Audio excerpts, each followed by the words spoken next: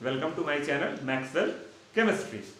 तो states of matter का मैंने 8 वीडियो आप लोग को दे दिया है, ठीक है। लास्ट वीडियो मैंने आपको पढ़ाया था ग्राहम्स लॉ और बहुत डिटेल में उसको मैंने पढ़ाया था, उसको भी आप जाकर देख लीजिएगा बढ़िया से। अच्छा, क्लास 11th का मैंने चैप्टर 1 भी खत्म कर दिया है, चैप्टर 2 भी खत्म कर दिया है। उनके वीडियोस भी ऊपर आई बटन आपको दिख रहा होगा, उस आई बटन को आप क्लिक करिएगा तो वहां पर आपको सारे वीडियोस मिल जाएंगे, काफी इंपॉर्टेंट वीडियोस मिल जाएंगे और उनको आप देख सकते हैं वहां से। बाकी मैं डिस्क्रिप्शन में इस चैप्टर के बाकी 8 वीडियोस जो मैंने अपलोड किए उनके लिंक भी डाल दूंगा, वहां से भी आप ले सकते हैं, या डायरेक्टली आप जो है यूट्यूब पे सर्च कर लीजिएगा कि Dalton's law of partial pressure या चार्ल्स लॉ या बॉयल्स लॉ, तो मेरा वीडियो उसमें आ जाएगा टॉप 10 में, टॉप 20 में, तो वहां से आप उसको देख सकते हैं, ठीक है। तो आज के वीडियो में हम लोग बात करेंगे स्टेट्स ऑफ मैटर के टॉपिक में काइनेटिक गैस थ्योरी की, काइनेटिक गैस थ्योरी और काइनेटिक गैस इक्वेशन की बात करेंगे आज के इस वीडियो में, ठीक है। जैसे लिखा हुआ है kinetic theory of gases, shortcut में आप इसको बोल सकते हैं KTG। अच्छा, एक चीज दिमाग में अपने बहुत जहन में एक चीज अपने अच्छे से बैठा लो कि जो काइनेटिक थ्योरी ऑफ गैसेस है that is applicable only for ideal gas. अब आप लोग सोच रहे होंगे अच्छा ओनली फॉर आइडियल गैस, तो आइडियल गैस ही तो आप पढ़ा रहे हैं इस चैप्टर में। हाँ बिल्कुल, आगे एक टॉपिक आएगा, आगे जाकर आपको इसी चैप्टर में एक टॉपिक आएगा रियल गैस और उससे रिलेटेड एक इक्वेशन आएगा जिसको बोलते हैं वैन डर वाल इक्वेशन, ठीक है। बहुत से बच्चे जानते भी होंगे, जो बच्चे नहीं जानते हैं वो जान जाएं। तो एक टॉपिक आएगा रियल गैस और एक टॉपिक आएगा उसी से रिलेटेड वैन डर वाल इक्वेशन। तो अभी मैं आज के इस वीडियो में मैं वैन डर वाल इक्वेशन या रियल गैस की बात नहीं कर रहा हूं, मैं आपको खाली पढ़ाऊंगा काइनेटिक थ्योरी ऑफ गैसेस, ठीक है। IIT के भी कुछ क्वेश्चन कराऊंगा, ठीक है। सारे कंपटीशन से रिलेटेड क्वेश्चंस मैं इसमें कराऊंगा, क्योंकि आपके अगर बात की जाए केवल NCERT की, आपके 11th होम एग्जामिनेशन की, तो उसमें केवल पोस्टुलेट्स हैं, काइनेटिक गैस थ्योरी के केवल पोस्टुलेट्स हैं, उससे रिलेटेड डेरिवेशन और न्यूमेरिकल्स कंपटीशन में, ठीक है, कंपटीशन एग्जामिनेशन में आते हैं। तो ये टॉपिक बहुत ज्यादा इंपॉर्टेंट है, मतलब बोर्ड तो आपके होम एग्जामिनेशन को तो कवर कर ही रहा है, प्लस उसके साथ बहुत ढेर सारा पोर्शन कवर कर रहा है किसका, कंपटीशंस का, ठीक। तो देखिए kinetic theory of gases KTG, this is applicable only for ideal gas, और इसके कुछ पॉइंट्स होते हैं जो आइडियल गैस और रियल गैस दोनों पर एप्लीकेबल होते हैं। कुछ पॉइंट्स होते हैं जो आइडियल और रियल दोनों पर एप्लीकेबल होते हैं, और कुछ पॉइंट्स होते हैं जो केवल आइडियल गैस पर एप्लीकेबल होते हैं। लेकिन अभी फिलहाल आप ये जानिए कि मैं जो पढ़ा रहा हूं आपको, this theory is related with ideal gas equation. जब मैं अपने अपकमिंग वीडियोस में आपको रियल गैस बताऊंगा तो वहां पर मैं आपको बताऊंगा कि काइनेटिक गैस थ्योरी का कौन सा पॉइंट यहां पर एप्लीकेबल और कौन सा नहीं। तो चलिए शुरू करते हैं आज के वीडियो को, ठीक है। तो देखिए काइनेटिक थ्योरी ऑफ गैसेस, ठीक है, KTG, applicable for ideal gas and partially true for real gas. मतलब इस थ्योरी के सारे पॉइंट रियल गैस के लिए सही नहीं है, कुछ पॉइंट्स रियल गैस के लिए सही हैं और बाकी पॉइंट्स नहीं है। तो ये बात नोट किए रहिएगा, ये जानने की मैंने ऐसे ही बता दिया क्योंकि आने वाले वीडियोस में मैं रियल गैस और वैन डर वाल इक्वेशंस की बात करूंगा। तो जब बात करूंगा तो भाई इससे रिलेटेड बात करूंगा, तो मैं आपको याद दिलाऊंगा कि याद करो मैंने काइनेटिक गैस इक्वेशन और काइनेटिक थ्योरी ऑफ गैसेस आपको पढ़ाया था, याद दिलाऊंगा तभी ना आगे बढ़ूंगा धीरे धीरे, हाँ बोलिएगा बात, ठीक है। तो पोस्टुलेट्स की बात करते हैं। तो पहला पॉइंट इसमें देखिए क्या है, every gas is made of small molecules. कौन सी नई बात है भाई, अच्छा एक जान लो पूरा थ्योरेटिकल है, अभी जो स्टार्टिंग कर रहा हूं पूरी थ्योरी है, इसको आपको नोट्स बनाना है, उसको 2-3 बार रिवाइज करना है, लर्न करना है, ठीक है। तो आपको ये पता है कि कोई भी गैस हो तो कोई भी गैस हो तो छोटे छोटे स्मॉल मॉलिक्यूल से मिलकर बनी होती है। जैसे हाइड्रोजन, एक कंटेनर में हाइड्रोजन गैस भरी है, चारों तरफ फैली हुई है, ठीक है। डिफ्यूजन आपको पहले ही पढ़ा दिया, उसके पहले वीडियो में डिफ्यूज है, उसके एक मॉलिक्यूल की बात करोगे तो बहुत छोटा होगा, तो वही बात तो कही गई है कि gas is made of small molecules. आइए दूसरे पॉइंट की बात करते हैं, ये थोड़ा सा अच्छा पॉइंट है, इंपॉर्टेंट पॉइंट है, ध्यान दीजिएगा। Molecules are constantly moving in random motion.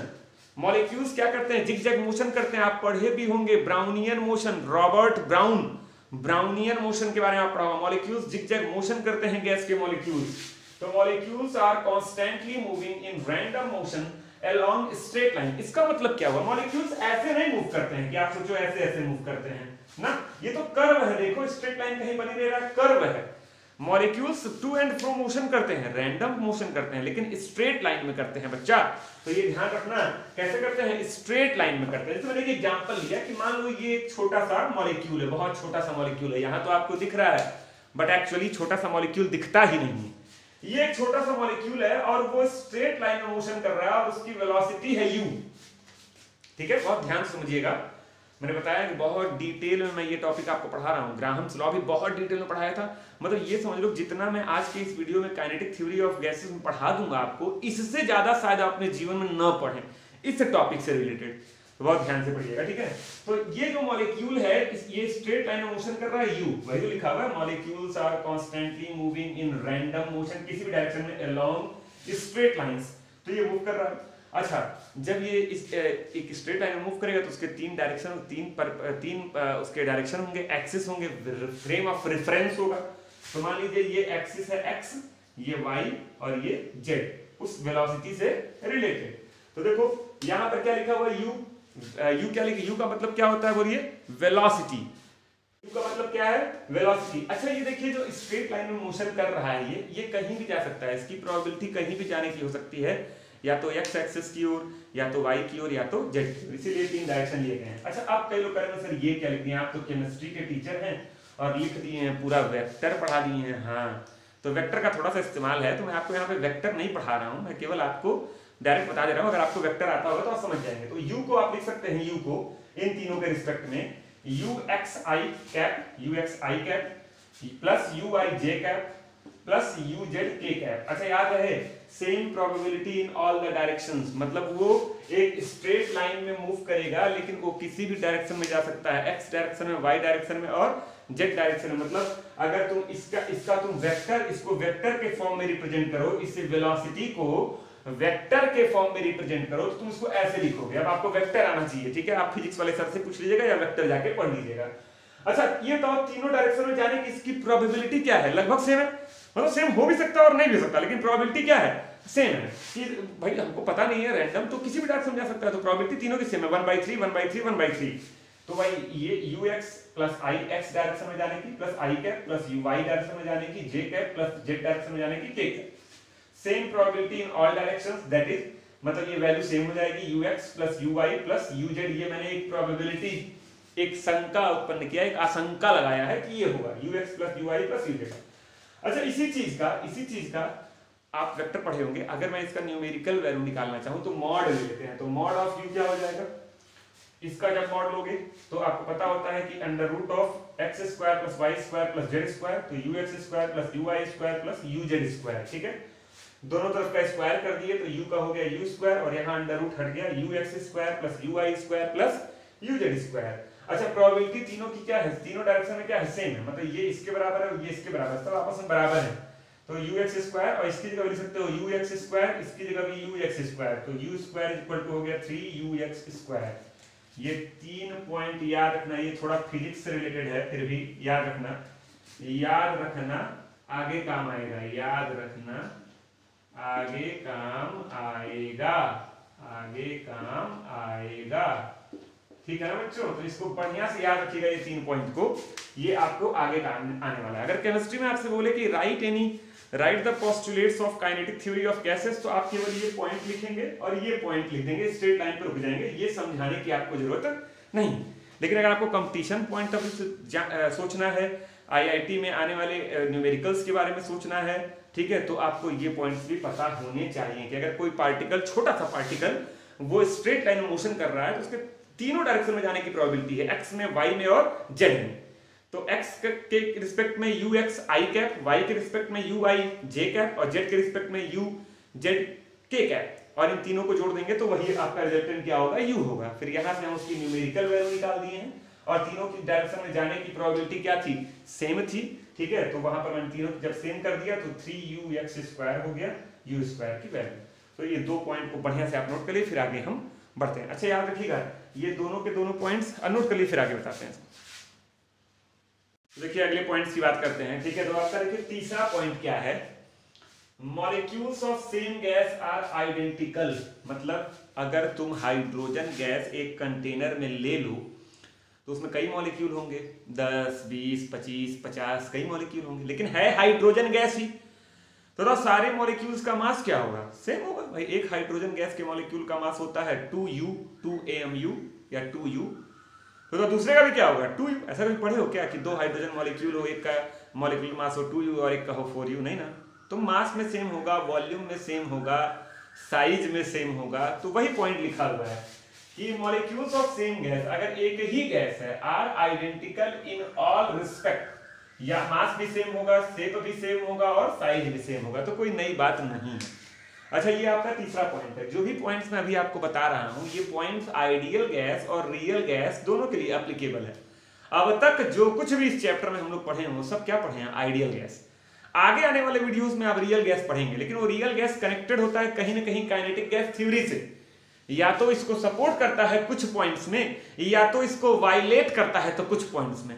तो मैं अभी आपको वो पॉइंट बता रहा हूं जहां पर रियल गैस भी इन थ्योरीज को, इन पोस्टुलेट्स को क्या करता है? सपोर्ट करता है। ठीक है, जहां पर नहीं सपोर्ट करेगा वो पॉइंट्स भी अभी आगे आएंगे तो मैं आपको बताऊंगा। ठीक है, चलिए देखते रहिए। अब देखिए फोर्थ पॉइंट क्या है? ऑल द कॉलिजन्स, भाई गैस के मॉलिक्यूल हैं, अभी कुछ देर पहले ही बताया, टू एंड फ्रो मोशन करेंगे, मैंने उसकी और वेलोसिटी भी आपको बताई थी कि स्ट्रेट लाइन में मूव करेंगे। वेलोसिटी क्या थी? ux माना था या u माना था। उसके तीन पॉसिबल डायरेक्शंस थे, ux, uy और uz। सब याद आ रहा है ना? भूलना नहीं है। ठीक है, तो देखिए all the collisions of the gas molecule among themselves, या तो आपस में भिड़े, and with wall of container, among themselves का मतलब आपस में ही भिड़ जाए। एक हाइड्रोजन गया, दूसरा हाइड्रोजन गया, भिड़ गया खटास। ठीक है, या and with the container, wall of the container is elastic in nature, मतलब जिस बर्तन में तुम भरे हो, या तो गैस के मॉलिक्यूल आपस में भिड़ेंगे, या तो उस कंटेनर की वॉल से जाकर हिट करेंगे। वॉल से हिट करेंगे, नहीं करेंगे? गैस के मॉलिक्यूल के पास टू एंड फ्रो मोशन करेंगे। आंख थोड़ी ना होती है कि देख के चलेंगे। अरे भाई, कंटेनर में तुम भर दिए, भका भक इधर उधर टहलेंगे, घूमेंगे, कंटेनर से भिड़ेंगे, आपस में भिड़ेंगे। लेकिन ये जो कॉलिजन होगा वो परफेक्टली इलास्टिक होगा। What is the meaning of elasticity? अब आप इलास्टिसिटी का मतलब यही जानते हैं कि खींच दिए और फिर छोड़े तो वापस आ गया। ठीक है, लेकिन यहां पर इलास्टिसिटी का मतलब थोड़ा फिजिक्स लेना पड़ेगा। जो कॉलिजन्स होते हैं दो तरह के होते हैं, एक होता है इलास्टिक और एक होता है नॉन इलास्टिक। अगर कॉलिजन इलास्टिक है तो उसका मोमेंटम और उसकी काइनेटिक एनर्जी में कोई लॉस नहीं होगा। उसकी न्यूमेरिकल वैल्यू ना तो कम होगी ना तो बढ़ेगी। जैसे लिखा हुआ है, इलास्टिक इन नेचर होगा। सारे कॉलिजन इलास्टिक इन नेचर होंगे, चाहे आपस में भिड़ जाएं, चाहे कंटेनर की वॉल से भिड़ जाएं, उनका कॉलिजन परफेक्टली क्या होगा? इलास्टिक होगा। अब इलास्टिक का मतलब क्या होगा? अभी मैंने आपको बताया, मोमेंटम और काइनेटिक एनर्जी, ये दोनों में कोई लॉस नहीं होगा। No loss in numerical value, no loss in numerical value, no loss in numerical value, केवल but will change in sign, केवल उनका साइन चेंज होगा। जैसे ये एक वॉल है, कंटेनर की वॉल है, और ये मॉलिक्यूल आ रहा है स्ट्रेट लाइन मोशन करते हुए, आया, और इस मॉलिक्यूल का मोमेंटम है, what is the formula of momentum? mv। m का मतलब मास ऑफ द पार्टिकल और v का मतलब वेलोसिटी ऑफ द पार्टिकल। तो ये पार्टिकल ये जो मॉलिक्यूल है, ये मोशन करते हुए mv के साथ आ रहा, इस पे भिड़ा भड़ाक से। जैसे ही भिड़ा, मैंने बताया कॉलिजन हुआ, और वो कॉलिजन क्या है? इलास्टिक है। इलास्टिक का मतलब उसका मोमेंटम की वैल्यू में कोई चेंज नहीं आएगा। तो जाते वक्त मोमेंटम क्या था? mv। तो अब ये भिड़ने के बाद वापस चलेगा ना, लौटेगा ना, यहीं बैठ के आराम थोड़ी करेगा, तब तो मोमेंटम जीरो हो जाएगा। ये भिड़ने के बाद वापस चलेगा, जब वापस चलेगा तो उसका मोमेंटम अभी भी क्या होगा? mv। उसका मोमेंटम अभी भी क्या होगा? mv। न्यूमेरिकल वैल्यू में कोई लॉस नहीं होगा, कोई चेंज नहीं होगा, लेकिन साइन बदल गया। जाते वक्त था प्लस mv, और आते वक्त कॉलिजन के बाद जब लौटेगा तो हो जाएगा माइनस mv। नोट कर सकते हैं इस पॉइंट को आप इसी के नीचे लिख लो। जाते वक्त होगा प्लस mv, अब भिड़कर कॉलिजन के बाद जब वापस लौटेगा तो होगा minus mv, but will change in sign, no loss in numerical value. देख लीजिए, 4 पॉइंट हो गए। ये चारों के चारों पॉइंट आइडियल गैस के लिए भी एप्लीकेबल है और रियल गैस के लिए भी एप्लीकेबल है। ठीक है, चलिए आगे बढ़ते हैं 5वें पॉइंट की ओर। देखिए लिखा हुआ, the pressure of a gas is due to the collision of molecule with wall of container. अच्छा जी बताओ, किसी भी बर्तन में अगर कोई गैसियस मॉलिक्यूल भरे हुए हैं, तो हम अगर इस गैसियस मॉलिक्यूल का प्रेशर निकालेंगे, आप पढ़े भी थे Dalton's law of partial pressure. तो गैस के मॉलिक्यूल कंटेनर में भिड़ लगातार कोलाइड कर रहे होंगे ना, हम कौन से प्रेशर को मेजर करेंगे? वही जो वॉल पर कोलाइड कर रहे हैं। वॉल पर जब मॉलिक्यूल जाकर वॉल पे ठक ठक ठक ठक भिड़ रहे हैं वॉल पर, तो जो प्रेशर क्रिएट कर रहे हैं वही तो मेजर कर पाएंगे। तो वही चीज यहाँ पर लिखी, the pressure of a gas is due to the collision की वजह से होगा of molecules with wall of container. Container की वॉल पर जितने ज्यादा कॉलिजन होगा, वो गैस का उतने ज्यादा प्रेशर होगा। ठीक, ये पॉइंट भी आप जान रहे थे, कोई बड़ी बात नहीं थी। तो pressure is directly proportional to number of collision of molecules per unit area. ठीक, खत्म कहानी। नेक्स्ट पॉइंट पे आते हैं के ई, इसका फुल फॉर्म आप लोग लिख लो, मैंने इसे शॉर्ट फॉर्म में लिखा है काइनेटिक एनर्जी। के ई का मतलब क्या होता है, काइनेटिक एनर्जी। और काइनेटिक एनर्जी का एक छोटू सा फार्मूला आप बचपन से पढ़ते आए हैं, हाफ mv²। बात करेंगे अभी, वो भी आएगा, ठीक है। तो the kinetic energy of a gas depends only upon temperature. याद रखो, किसी भी गैस की काइनेटिक एनर्जी केवल टेम्परेचर पर डिपेंड करती है। अगर टेम्परेचर बढ़ाओगे तो काइनेटिक एनर्जी बढ़ेगी, अगर टेम्परेचर घटाओगे तो काइनेटिक एनर्जी घटेगी। और किसी भी चीज पे डिपेंड नहीं करती है, ना तो प्रेशर पे, ना तो नेचर पे, नेचर ऑफ गैस पे भी डिपेंड नहीं करती है। तो याद रखिएगा, the kinetic energy of a gas depends only upon temperature, not on pressure, volume and nature of gas. इसका मतलब क्या हुआ, इस लास्ट वाले पॉइंट को बढ़िया से नोट कर लीजिए। इसका मतलब आपको बताता हूं क्या हुआ। इसका मतलब क्या हुआ, कई बच्चे ये कहते हैं कि सर जैसे मान लो 1 मोल हाइड्रोजन गैस आपको दे दिया गया है 27 डिग्री सेल्सियस पे, और 1 मोल आपको दे दिया गया है क्या, 1 मोल आपको दे दिया गया नाइट्रोजन गैस 27 डिग्री सेल्सियस पे। बताओ दोनों गैस का टेम्परेचर क्या है, कांस्टेंट 27, लेकिन एक हाइड्रोजन है और दूसरा नाइट्रोजन है। तो बताओ दोनों की काइनेटिक एनर्जी सेम होगी या अलग अलग होगी, सेम, क्योंकि टेम्परेचर क्या है, टेम्परेचर क्या है, सेम। तो याद है, kinetic energy depends only upon temperature. अगर टेम्परेचर सेम है तो हर गैस की काइनेटिक एनर्जी भी क्या होगी, सेम, अमाउंट भी सेम है। जैसे मैंने 1 मोल लिया है तो एक ही 1 मोल की बात करना है, नहीं कि एक का 1 मोल और एक का 5 मोल, नहीं, ठीक है। लेकिन प्रेशर पे डिपेंड नहीं करेगी, वॉल्यूम पे डिपेंड नहीं करेगी, नेचर, गैस के नेचर पे डिपेंड नहीं करेगी। कोई गैस पोलर है, कोई गैस नॉन पोलर है, उसके नेचर पे डिपेंड नहीं करेगी। ये सब काइनेटिक गैस थ्योरी के पोस्टुलेट्स, और इन्हीं पोस्टुलेट्स पर जाकर मैं आपको काइनेटिक गैस इक्वेशन बताऊंगा, उसको डिराइव कराऊंगा, उससे रिलेटेड फार्मूले बताऊंगा, ठीक है। तो ये पॉइंट्स को नोट कर लीजिए, स्क्रीनशॉट लेना हो स्क्रीनशॉट ले लीजिए, कॉपी पे नोट करना हो पॉज करके नोट कर लीजिए। चलिए देखिए अगले पॉइंट्स की बात करते हैं। देखिए एक पॉइंट आपका आता है ग्रेविटी इज नेग्लेक्टेड, ठीक है, on gaseous molecules, on gaseous molecules. तो याद रखना, गैसियस मॉलिक्यूल्स पर ग्रेविटी का कोई असर नहीं होता है। ग्रेविटी नीचे से, ग्रेविटेशनल फोर्स नीचे की ओर खींचता है। अगर हम इस मार्कर को ऊपर फेंके तो नीचे आ गया ड्यू टू ग्रेविटी। लेकिन गैसियस मॉलिक्यूल्स का जो मास होता है वो बहुत कम होता है, नेग्लिजिबल होता है, इसीलिए उनके ऊपर ग्रेविटी का कोई असर नहीं। तो ग्रेविटी नेग्लिजिबल, याद रखिएगा, ठीक है। अब आगे बढ़ते हैं 8th point, the volume occupied by gas molecule is negligible when compare to the volume of gas. Confuse, कई बच्चे कंफ्यूज छड़ाक से, सर ये क्या है।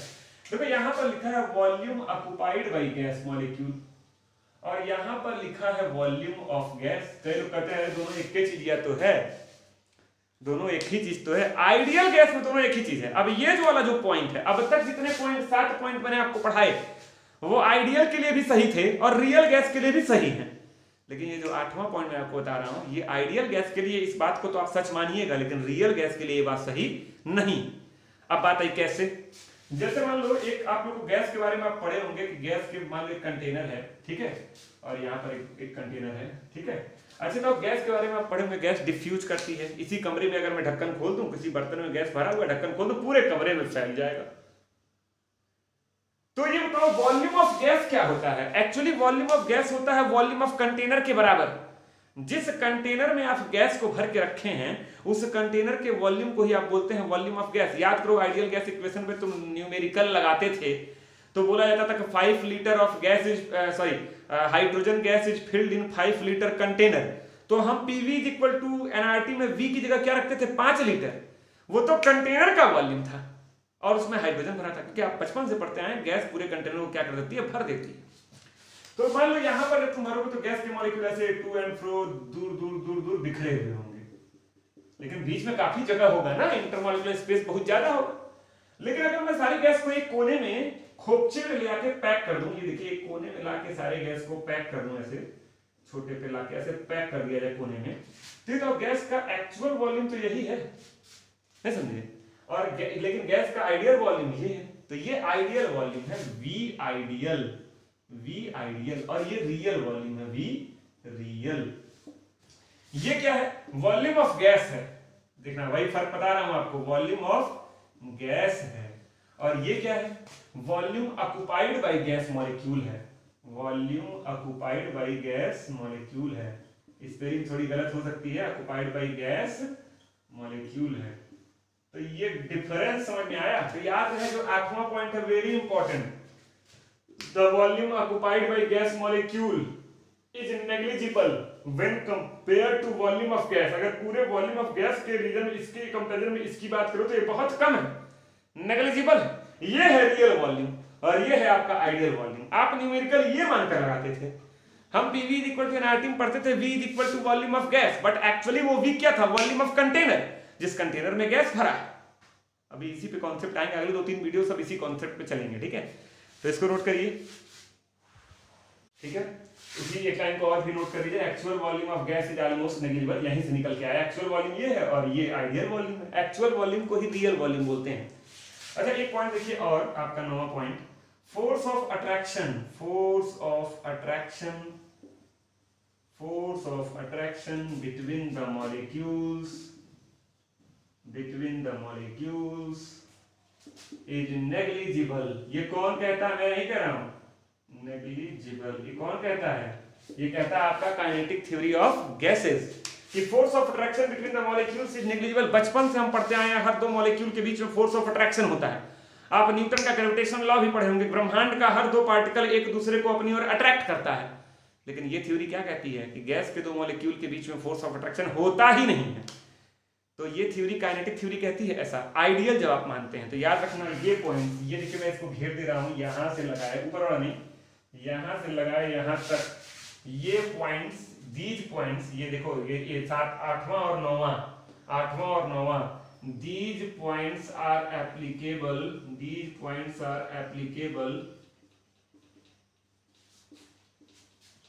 only for ideal gas, only for ideal gas, not for real gas, not for real gas, not for real gas। जब मैं आपको real gas पढ़ाऊंगा तो वहां पर बताऊंगा कि फोर्स ऑफ अट्रैक्शन होता है, या तो अट्रैक्शन फोर्स होता है तो रिपल्सन फोर्स होता है। लेकिन जब हम आइडियल गैस मानते हैं तो ये मानते हैं कि कोई फोर्स ऑफ अट्रैक्शन या फोर्स ऑफ रिपल्सन होता ही नहीं। यहां पर हम कह रहे हैं एक्चुअल वॉल्यूम इसके रिस्पेक्ट में क्या है, नेग्लिजिबल है। जब हम रियल गैस मानेंगे तो हम कहेंगे एक्चुअल वॉल्यूम आइडियल के रिस्पेक्ट में नेग्लिजिबल नहीं है, उसको हम कुछ ना कुछ मानेंगे। तो ये आपकी पूरी थ्योरी है। 9 पॉइंट्स मैंने बताया है, किताबों में आप देखेंगे बहुत से पॉइंट दिए हुए, लेकिन मेन पॉइंट्स मैंने आपको सारे बताए हैं। तो इसका स्क्रीनशॉट लेना हो ले लीजिए, नोट कर लीजिए। थ्योरी पूरी डिस्कस कर लिया मैंने, अब चलते हैं इक्वेशन की ओर, काइनेटिक गैस इक्वेशन। तो आपका काइनेटिक गैस इक्वेशन का फार्मूला होता है PV = 1/3mNuRMS²। U RMS पढ़ते हैं, RMS का फुल फॉर्म होता है रूट मीन स्क्वायर, और U का मतलब होता है वेलोसिटी। अभी कुछ देर पहले मैं U की बात भी किया था, याद करिए कि जब पार्टिकल जो मॉलिक्यूल होता है वो स्ट्रेट लाइन में मोशन करता है और 3 पॉसिबल डायरेक्शन होते हैं, x, y और z, ux, uy, uz, बताया था ना, ठीक है, ध्यान दीजिएगा। तो इसको बोलते हैं रूट मीन स्क्वायर वेलोसिटी। कई लोग करेंगे सर ये क्या है, बताता हूं अभी। चलिए अब फिर ये भी सोच रहे सर इसका डेरिवेशन क्या है, इसका डेरिवेशन क्या है। तो अगर आज के वीडियो में समय बचेगा मेरे पास पर्याप्त तो मैं इसके डेरिवेशन पे भी जाऊंगा, नहीं तो एक अलग वीडियो बना दूंगा। हालांकि आप याद रखिए इसके डेरिवेशंस की कोई जरूरत नहीं है, कहीं पर भी डेरिवेशन नहीं पूछता है। हाँ IIT वगैरह में डेरिवेशन तो नहीं पूछता है, लेकिन डेरिवेशन के अंदर कई ऐसे पिन मतलब पॉइंट कॉन्सेप्ट होते हैं जहां से न्यूमेरिकल उठा देता है, बड़ी समस्या है। मतलब अगर कंपटीशन की तैयारी करनी है तो इसके डेरिवेशन में भी जाना पड़ेगा। मतलब ये नहीं कह रहा हूं कि हर साल क्वेश्चन इसके डेरिवेशन से रिलेटेड आते ही हैं, ठीक है, लेकिन पिछले 5 साल 6 साल में आप उठाओगे तो एक क्वेश्चन एक साल आया हुआ था कि इसके डेरिवेशन में जाकर एक जगह से एक क्वेश्चन उठा दिया था। बाकी इस फार्मूले से और इससे रिलेटेड फार्मूले से तो क्वेश्चन आते ही रहते हैं। चलिए समय की बात है, 25 मिनट का वीडियो हो गया, बहुत लंबा वीडियो 1 घंटे 1.5 घंटे का बनाना संभव नहीं है, तो अगर देखते हैं होगा तो बताएंगे इसका डेरिवेशन भी। तो P का मतलब प्रेशर ऑफ आइडियल गैस, कई किताबों में आपको इसका डेरिवेशन नहीं मिलेगा, खोज डालना, NCERT साइड बुक कहीं नहीं मिलेगा, मैं आपको बता सकता हूं, ठीक है। V का मतलब volume of ideal gas, M का मतलब क्या होता है, मास ऑफ 1 मॉलिक्यूल, 1 मोल नहीं बोल रहा हूं, क्या बोल रहा हूं, 1 मॉलिक्यूल, एक पिचुक सा छोटा सा जो मॉलिक्यूल है उसका मास। तो M का मतलब मास ऑफ 1 मॉलिक्यूल और N का मतलब नंबर ऑफ मॉलिक्यूल्स। URMS का मतलब क्या हुआ, तो देखिए URMS का मतलब मैं लिख दे रहा हूं, URMS का मतलब होता है रूट, R माने रूट, M माने मीन, S माने स्क्वायर और velocity, root mean square velocity. आइए जरा इसको समझते हैं, यूआरएमएस है क्या। मान लो एक कंटेनर है और उसमें खूब ढेर सारे मॉलिक्यूल हैं, खूब ढेर सारे, हमको एग्जैक्ट संख्या नहीं पता है कितने मॉलिक्यूल। तो इस कंटेनर में कितने मॉलिक्यूल हैं, तो आप कहेंगे n मॉलिक्यूल है। n मोल नहीं, क्या बोलोगे, n मॉलिक्यूल है। इस कंटेनर में n मॉलिक्यूल्स हैं, ठीक है। n का मतलब नंबर ऑफ मॉलिक्यूल्स, देखिए लिखा हुआ है। नंबर ऑफ मोल मत समझ लेना, अधिकतर पढ़ते हैं बच्चे n का मतलब नंबर ऑफ मोल, तो खट सुन के दिमाग में आता है मोल मोल मोल, मोल नहीं है, ठीक है। अच्छा n मॉलिक्यूल है, बताओ सबकी वेलोसिटी सेम होगी या अलग अलग होगी, अलग अलग होगी। भाई किसी एक की है u1, किसी की दूसरे की होगी u2, तीसरे की होगी u3, नहीं समझे। अब जो u1 है उसके 3 पॉसिबल डायरेक्शन होंगे, प्रोबेबल डायरेक्शन होंगे, x, y और z। वही याद आ रहा है, ux, uy और uz। तो अगर u1 बोलोगे तो ux1, uy1, uz1, नहीं समझे। ऐसे सबके 3 पॉसिबल डायरेक्शन होंगे। अच्छा बात है सर, कैलकुलेटर सर ये बार-बार पॉसिबल डायरेक्शन क्यों बोल रहे हैं। जब मैं इसके डेरिवेशन में जाऊंगा तो जरूरत पड़ेगी, नहीं गया तो कोई बात ही नहीं, लेकिन अगर गया तो वहां पर उसकी जरूरत पड़ेगी, ठीक। तो n मॉलिक्यूल है और सबकी वेलोसिटी क्या है, अलग अलग है। तो कुछ की सेम भी हो सकती है, मान लो कुछ की सेम भी हो सकती है, लेकिन चलिए मैं यहां लिख रहा हूं URMS, ठीक है। अच्छा इसकी वेलोसिटी क्या है, अगर इसकी वेलोसिटी है u1 तो इसकी क्या होगी, u2 तो इसकी क्या होगी, u3, सबकी अलग अलग। इस चीज को उल्टा पढ़िए, उल्टा क्या लिखा है, देखो रूट मीन स्क्वायर वेलोसिटी को उल्टा पढ़िए रुक रुक कर। क्या लिखा है, वेलोसिटी, तो सबकी वेलोसिटी लिख डालो, n मॉलिक्यूल है सबकी वेलोसिटी लिख डालो। तो देखो लिख रहा हूं मैं u1, u2, u3, फिर लास्ट में लिख दिया un dot dot dot dot dot dot करके un। कहां तक लिखोगे भाई, सबकी वेलोसिटी लिख दिए। इसके आगे क्या लिखा हुआ है, स्क्वायर, सबका स्क्वायर कर दो, स्क्वायर स्क्वायर स्क्वायर स्क्वायर। इसके आगे क्या लिखा हुआ, मीन, मीन कैसे निकालते थे, सबको जोड़ के टोटल नंबर ऑफ मॉलिक्यूल से डिवाइड कर दो। तो सबको जोड़ना है तो प्लस लगा दिए, प्लस प्लस प्लस, और मॉलिक्यूल कितने हैं पहले से ही क्लियर है, n मॉलिक्यूल है, तो डिवाइडेड बाय n। अब इस मीन के पहले क्या लिखा हुआ है, रूट, तो टोटल का रूट ले लो, टोटल का रूट ले लो, इसी को बोलते हैं URMS। This is the formula of URMS। देखिए कितना आसान हो गया। आप इसका स्क्वायर करोगे तो ये रूट हट जाएगा। तो रूट मीन स्क्वायर वेलोसिटी, सबका वेलोसिटी लिख दिए, सबका स्क्वायर कर दिए, फिर सबका मीन लिए, सब जोड़ के m से डिवाइड कर दिया और टोटल का रूट ले लिए, that is called root mean square velocity. इतना आसान तरीके से कोई बताएगा नहीं, नोट कर लीजिए, नोट कर लीजिए। P का मतलब प्रेशर, V का मतलब वॉल्यूम, M का मतलब mass of one single molecule, N का मतलब नंबर ऑफ मॉलिक्यूल और URMS ये। तो सर कैसे निकलेगा ये आपको निकालने में गया, ये क्वेश्चन दिया रहेगा, ठीक है। तुमको n मॉलिक्यूल का अलग अलग वेलोसिटी थोड़ी देगा बैठ के क्लास 2 और 4 के बच्चों की तरह बैठ के स्क्वायर करो और जोड़ो, ये नहीं देगा, ठीक है। बस ये जानते रहिए कि यहीं से ये आता है, ठीक है। चलिए आगे बढ़ते हैं, इससे रिलेटेड कुछ फार्मूले भी हैं, ठीक है। तो मैं इसको ऐसे लिख सकता हूँ, क्या बताना तुम लोग, ये PV = 1/3 mnu² है, इसको मैं थोड़ा इधर लिख दे रहा हूँ, ठीक है। हाँ देखिए PV = 1/3 mnu/URMS का स्क्वायर। मैं URMS को बाद में U खाली U लिखूंगा, तो आप उससे कंफ्यूज मत होइएगा, ठीक है। m का मतलब मास ऑफ वन मॉलिक्यूल और n का मतलब टोटल नंबर ऑफ मॉलिक्यूल। तो m इंटू n को मल्टीप्लाई कर दोगे तो क्या निकल जाएगा, total mass of the gas, total mass of the gas. भाई एक कंटेनर में गैस के 10 मॉलिक्यूल हैं और एक मॉलिक्यूल का मास है 10 ग्राम, एक एग्जांपल दे रहा हूं। तो 10 मॉलिक्यूल का मास क्या हो जाएगा, 10 ग्राम इंटू 10 मतलब 100 ग्राम।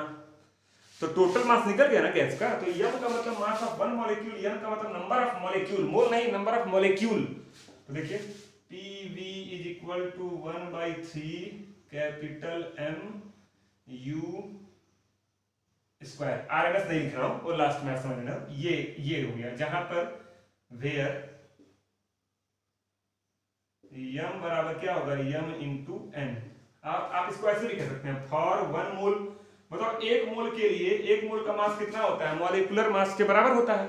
तो for 1 mole m = molar mass, नहीं समझे, m = मोलर मास। अगर मैं 1 मोल की बात करूंगा, वैसे m बराबर क्या है, m इंटू n। ठीक, आगे चलते हैं।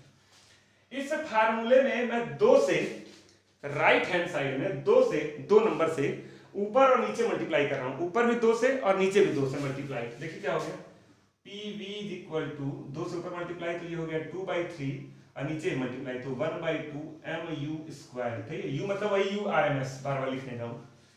अच्छा तो ये क्या है, हाफ मास इनटू वेलोसिटी का स्क्वायर। अरे भाई काइनेटिक एनर्जी का फार्मूला होता है ना हाफ mv², कर वहां तो v लिखा होता है। अरे सिंबल है वेलोसिटी का, आप v मान लिए, हम u मान लिए, ठीक। इसलिए रखो काइनेटिक एनर्जी तो PV बराबर क्या हो गया 2/3 इनटू काइनेटिक एनर्जी, के का मतलब काइनेटिक एनर्जी। यहां से काइनेटिक एनर्जी क्या आ गया बताओ, काइनेटिक एनर्जी बराबर क्या हो गया 3PV/2। ये फार्मूला एक तो याद रखना, ठीक है, ये फार्मूला आपको याद रखना है। अच्छा अब इधर आ जाओ भाई, इधर आ जाओ, देख लो अभी फार्मूला क्या लिखे तुम, काइनेटिक एनर्जी बराबर क्या निकाले, काइनेटिक एनर्जी बराबर 3/2 PV या 3, ठीक है। अच्छा आपको पता है PV बराबर क्या होता है nRT, आइडियल गैस इक्वेशन यार। तो काइनेटिक एनर्जी बराबर क्या हो जाएगा 3/2 nRT। बहुत ध्यान देना भाई, यहां पर n क्या है, नंबर ऑफ मॉलिक्यूल नहीं है, यहां पर n नंबर ऑफ मोल है। PV इक्वल टू nRT में जो n था वो नंबर ऑफ मोल था, तो ये है number of mole, number of mole. अच्छा तो ये formula applicable for n mole, for n मोल। तो एक मोल के लिए क्या होगा, फॉर 1 मोल काइनेटिक एनर्जी बराबर क्या हो जाएगा, इसकी जगह 1 हो जाएगा, 3/2 RT।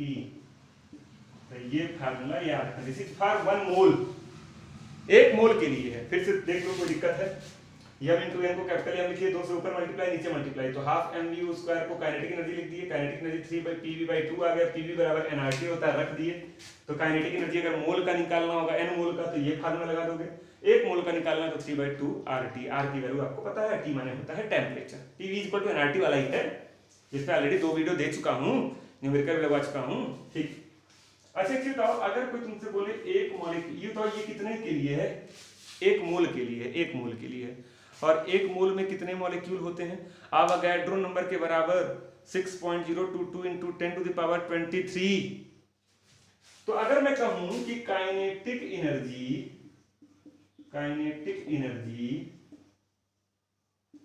For 1 molecule will be, अच्छा तो ये किसके लिए है, एक मोल के लिए है। एक मोल में कितने मॉलिक्यूल होते हैं, आवागाड्रो नंबर के बराबर 6.022 इंटू 10 टू द पावर 23। तो एक मॉलिक्यूल का क्या होगा, इसको आवागाड्रो नंबर से डिवाइड कर दो, तो 3/2 R/Na, Na का मतलब आवागाड्रो नंबर इंटू टी। ये एक मोल के लिए है, एक मोल में कितने पार्टिकल होते हैं, आवागाड्रो नंबर के बराबर। तो अगर एक मॉलिक्यूल के लिए निकालना है तो आवागाड्रो नंबर से डिवाइड कर दिए। तो काइनेटिक एनर्जी बराबर क्या हो गया 3/2 kT। इस k को बोलते हैं बोल्ट्जमैन कांस्टेंट, बोल्ट्जमैन्स कांस्टेंट। अब फिर कहेंगे सर ये क्या है, इसकी वैल्यू क्या होगी, अरे भाई R की वैल्यू 8.314 और Na की value 6.022 into 10 to the power 23, और ये किसकी काइनेटिक एनर्जी है, तो काइनेटिक एनर्जी बराबर काइनेटिक एनर्जी फॉर 1 मॉलिक्यूल। तो याद है कोई पूछे एक मॉलिक्यूल की काइनेटिक एनर्जी क्या होगी 3/2 kT, और एक मोल की क्या होगी 3/2 RT। 2 मोल की पूछेगा इसमें 2 से मल्टीप्लाई, 2 मॉलिक्यूल की पूछेगा इसमें 2 से मल्टीप्लाई, और k की वैल्यू क्या होती है R/Na, R की वैल्यू 8.314 और Na का मतलब आवागाड्रो नंबर, ठीक है। इसको डिवाइड करके आप वैल्यू k की निकाल सकते हैं, मैं लिख दे रहा हूं, k बराबर होता है 1.38 into 10 to the power -23 joule per kelvin. Check कर लेना सही है गलत, आप कैलकुलेट करना, मैंने आपको प्रोसीजर बता दिया है। k equal to 1.38 into 10 power -23 joule per kelvin. तो याद रखिए काइनेटिक गैस इक्वेशन है PV equal to 1/3 mn u square, u का मतलब रूट मीन स्क्वायर। ये क्या है, काइनेटिक एनर्जी है एक मोल के लिए, और ये क्या है, काइनेटिक एनर्जी है एक मॉलिक्यूल के लिए, और के क्या है, बोल्ट्जमैन कांस्टेंट है। तो ये सारे फार्मूले और डेरिवेशंस नोट कर लीजिए, मैं इस पर कुछ क्वेश्चन आप लोगों को लगवा दे रहा हूं, ठीक है ना बच्चा। कुछ क्वेश्चन देख लेते हैं। देखिए पहला क्वेश्चन है find kinetic energy of 8 gram of methane at 27 degree Celsius. Kinetic energy पूछ रहा है। आंसर की चलो, काइनेटिक एनर्जी का फार्मूला क्या होता है, तुम लोग पढ़े हो 3/2 nRT। सही है, 3/2 nRT। n का तो नंबर ऑफ मोल होता है। इसी को आगे सॉल्व करते हैं। 3/2 नंबर ऑफ मोल कैसे निकालोगे, 8 ग्राम है और मीथेन का मॉलिक्यूलर मास क्या होता है 12 4 16। तो मोल निकालने का फार्मूला क्या होता है, weight in gram divided by molecular weight. तो 8/16 तो यहां लिख दिए 8/16। 8 ग्राम बटे मॉलिक्यूलर मास का क्या होता है 16। ठीक है। अच्छा R की वैल्यू क्या होती है 8.314 और टेम्परेचर क्या है 27 डिग्री सेल्सियस। इसको केल्विन में बदल लेना, 273 जोड़ के तो हो जाएगा 300। यही आपका आंसर हो गया। इसको डिवाइड करोगे तो 1/2 आ जाएगा, फिर 2 से इसको डिवाइड करोगे 150 आ जाएगा, फिर मल्टीप्लाई कर लेना। ये जो आंसर आपका आएगा किसमें आएगा, जूल।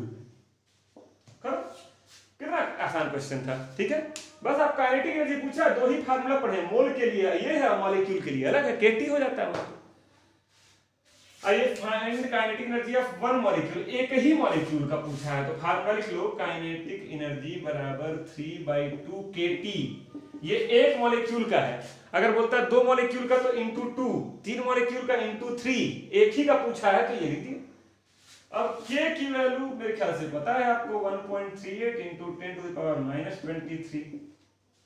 और टेम्परेचर क्वेश्चन में दिया हुआ है 127 मतलब 400 केल्विन। 127 में 273 जोड़ोगे तो 400 आएगा। ठीक है, तो 400 केल्विन। ये जो इसको सॉल्व कर लोगे यही आंसर आपका हो जाएगा किसमें, जूल में। देख लो कहीं कोई दिक्कत। एक मॉलिक्यूल का पूछा है, यहाँ पर एक खाली एक मोल बोलता है क्वेश्चन में, एक मोल का, तो ये वैल्यू नहीं लिखते तो 3/2 RT हो जाता है। लेकिन 8 ग्राम दिया हुआ है तो 8 ग्राम मीथेन से आप उसका मोल निकाल सकते हो 8/16 करके। ठीक है, तो ये एक मैंने बहुत सिद्धू सा क्वेश्चन था, महामरियल टाइप का क्वेश्चन थे। ये लगवा दिया मोल वाला और ये लगवा दिया मॉलिक्यूल वाला, तो नोट कर लीजिए इसको।